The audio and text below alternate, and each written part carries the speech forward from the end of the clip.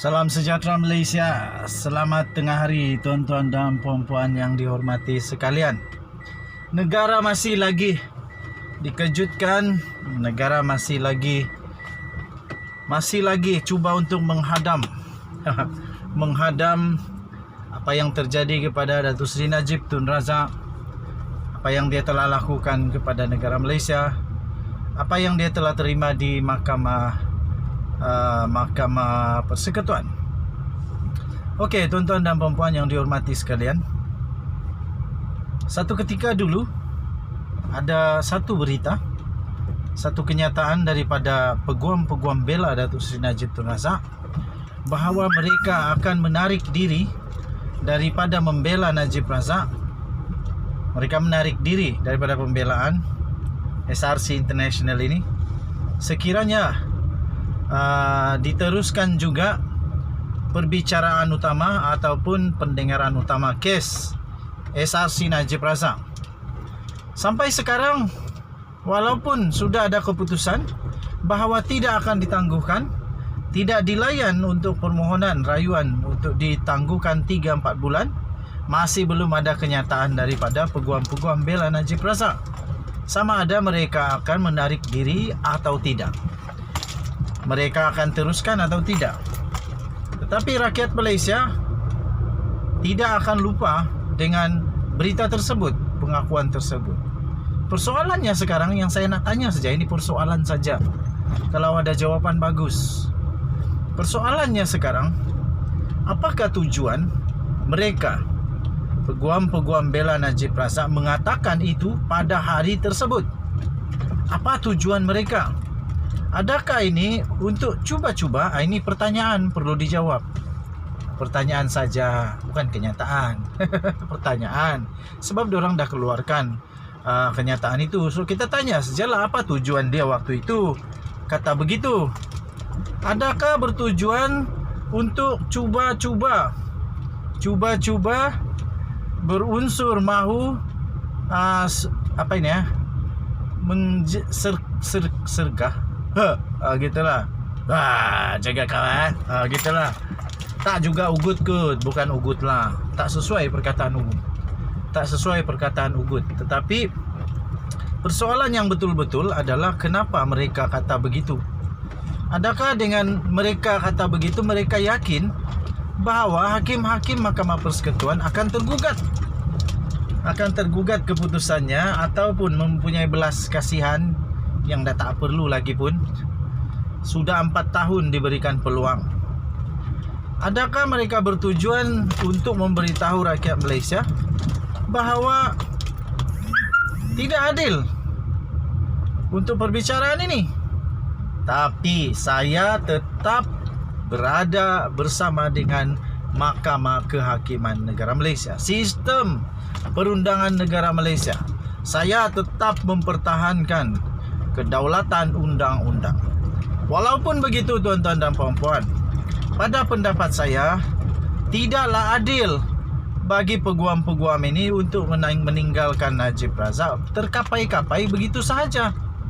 Mereka sudah bersetuju untuk ambil peranan.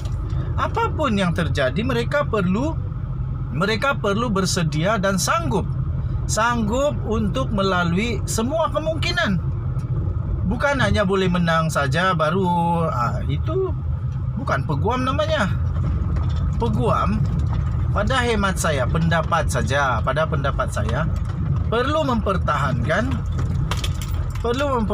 anak guamnya dengan apa cara sekalipun, walaupun betul atau salah. Sebab itu nama diorang peguam bela. Mereka membela. Kalau sudah tahu, tapi masalah dia, peguam ataupun hakim negara, minta maaf, ketua hakim negara dalam penghakimannya berkata, mereka sudah maklum bahawa tarik itu sudah dimuktamadkan dan dah banyak kali tangguh. Banyaklah kisahnya tangguh sebab itulah, saksi inilah, itulah. Last dah 4 tahun belum ada keputusan. Tetapi jangan takut, masih ada peluang untuk Najib. sehingga 26 hari bulan ini. Tuan-tuan dan puan-puan yang dihormati sekalian, kesian juga dan peguam-peguam Najib Razak pun rasa simpati dengan Najib dan keluarganya kerana apa yang terjadi itu. Kemudian dia kata kalau perjalanan untuk keadilan itu panjang. Kalau tak dapat di sini, di tempat lain boleh. Aku pun tak faham apa maksud tu. Mana lagi nak dapat keadilan kalau bukan di mahkamah. Perkara terakhir yang kita boleh percayai adalah kehakiman. Perkara terakhir yang kita tempat mengadu nasib, mengadu peluang adalah di mahkamah. Sebab itu mahkamah ditubuhkan untuk menegakkan keadilan, untuk menunjukkan kebenaran yang sebenar, bukan hanya menjadi tempat untuk menunjukkan bahawa berkuasa, bukan, tapi untuk menegakkan keadilan. Terima kasih kepada hakim-hakim, semua hakim-hakim lah yang sentiasa berpegang kepada prinsip kedaulatan undang-undang negara Malaysia.